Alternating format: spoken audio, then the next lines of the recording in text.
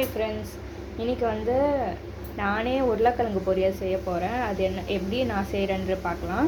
கொஞ்சமாக கடாயில் வந்து ஆயில் சேர்த்துக்கோங்க. இதில் கொஞ்சமாக கடுகு போட்டுக்கலாம். இப்போ வந்து குட்டி குட்டியாக கட் பண்ண உருளைக்கிழங்கு சேர்த்துக்கலாம். எங்கள் அம்மா தான் செய்கிறேன்னு சொன்னாங்க. ஆனால் அம்மா வந்து வெளியே போயிருக்காங்கனால சரி உருளைக்கிழங்கு பொரியல் தானே நான் செஞ்சு பார்க்கலாம் அப்படின்னு சொல்லி தான் நான் இன்றைக்கி ட்ரை பண்ணுறேன். இதில் கொஞ்சமாக மஞ்சத்தூள் போட்டுக்கலாம். கொஞ்சமாக மஞ்சத்தூள்,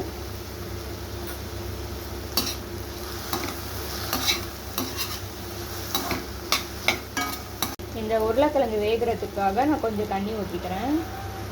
இதிலே கொஞ்சம் தேவையான அளவு உப்பு சேர்த்துக்கிறேன். பத்தலைன்னா அப்புறமா பார்த்து போட்டுக்கலாம். இதை அப்படியே வந்து க்ளோஸ் பண்ணி வச்சிடலாம். இப்போது உருளைக்கிழங்கு எல்லாம் வெந்துடுச்சு நல்லா. இப்போ வந்து மிளகாத்தூள் போட்டுக்கலாம். நான் வந்து 1 ஸ்பூன் மிளகாத்தூள் போட்டுருக்கேன். உங்களுக்கு எவ்வளோ தேவையோ அந்த அளவுக்கு நம்ம மிளகாத்தூள் போட்டுக்கலாம், காரத்துக்கு ஏற்ற மாதிரி. இப்போ இது நல்லா கலக்கி விட்டுடலாம்.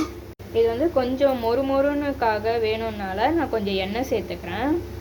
இப்போ உங்களுக்கு அப்படியே போதும்னு நினச்சிங்கன்னா அப்படியே இறக்கி விட்டுடலாம். இல்லை இன்னும் கொஞ்சம் கிறிஸ்பியாக வேணும்னா கொஞ்சம் எண்ணெய் ஊற்றி அப்பப்போ போகிற வர கலக்கி விட்டுக்கிட்டே இருந்தால் உங்களுக்கு கிறிஸ்பியாக வரும். இப்போ மூடி வச்சுக்கலாம். இது மூடி வச்சுக்கலாம். பாருங்கள், உருளைக்கிழங்கு பொரியல் வந்து சூப்பராக ரெடி ஆகிடுச்சு.